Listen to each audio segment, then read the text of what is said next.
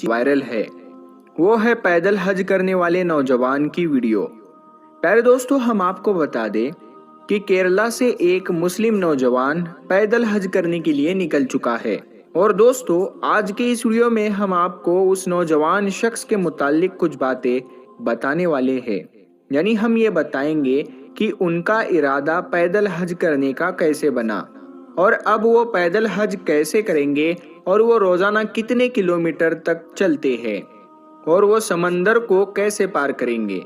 तो ये सारे सवाल जो है आज हम इनका जवाब आपको देने वाले हैं। तो बने रहिए, इस वीडियो को आखिर तक देखते रहिए और इस वीडियो को एक लाइक करें। तो आइए शुरू करते हैं आज की वीडियो। प्यारे दोस्तों, ये जो पैदल हज करने वाला नौजवान है, इसका नाम शिहाब है और ये केरला में रहता है।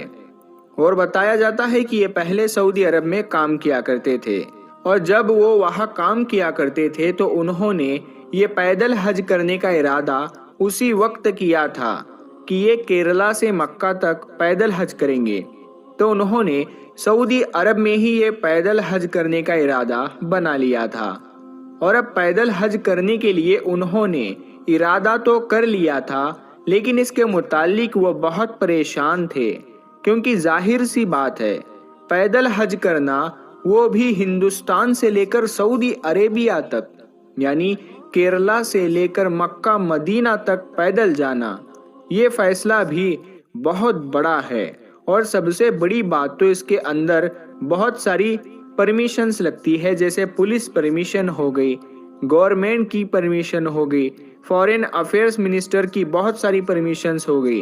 तो ये सारी जो कागजी कार्रवाई होती है, इसमें बहुत परेशानी उनको आ रही थी। और ये सारी कागजी कार्रवाई करने के लिए शिहाब भाई का पूरा 1 साल इसी में लग गया। क्योंकि अगर पैदल जाना है तो ऐसा तो नहीं है कि वो जब किसी के दिल में आ जाए तो वो कल के कल अपना सामान उठाकर पैदल हज करने के लिए निकल पड़े। तो ये तो हो ही नहीं सकता।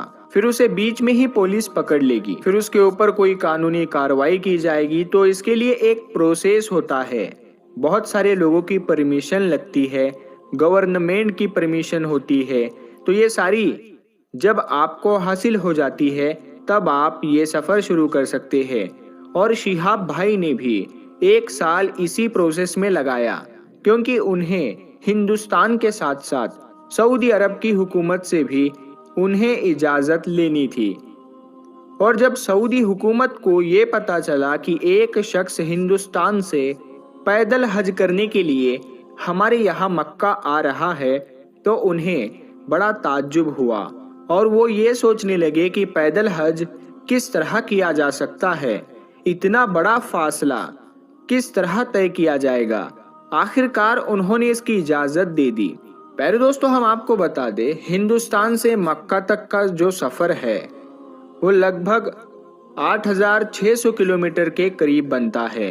तो शिहाब जो है, उन्होंने अपने पैदल हज करने का सफ़र फिर सारी परमिशंस मिलने के बाद, सारी कागजी कार्रवाई होने के बाद शुरू किया। और दोस्तों, एक बात तो हमारे दिल दिमाग में आती है कि शिहाब एक दिन में रोज़ाना कितने किलोमीटर चलते हैं, यानी वो रोज़ाना कितने किलोमीटर तक का सफ़र तय करते हैं। तो दोस्तों, हम आपको बताते हैं, जो ये नौजवान हैं, ये माशाअल्लाह रोज़ाना 25 किलोमीटर पैदल चलते हैं। और ये फिर जहाँ रुकते हैं, जहाँ क़ियाम करते हैं, वो किसी होटल वगैरह में नहीं होता, ये आसपास की मस्जिद के अंदर अपना क़ियाम कर लेते हैं।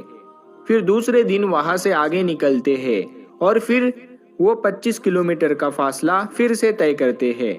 और इनके पास कोई रुकने का ठिकाना वगैरह नहीं है, यानी इनके पास कोई टेंट हो गया या कोई बिस्तर बिछोना वो नहीं है, ये सामान उनके पास नहीं है।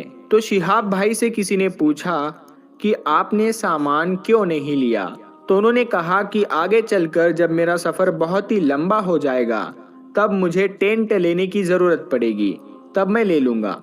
यानी कहीं पर उन्हें अगर मस्जिद नहीं मिलती है तो फिर उन्हें कहीं पर अपना टेंट लगाकर सोना पड़ेगा, क्योंकि आगे रेगिस्तानी इलाका आएगा, समंदरी इलाका, पहाड़ी इलाका भी आएगा, तो वहाँ पर ये कैसे आराम करेंगे।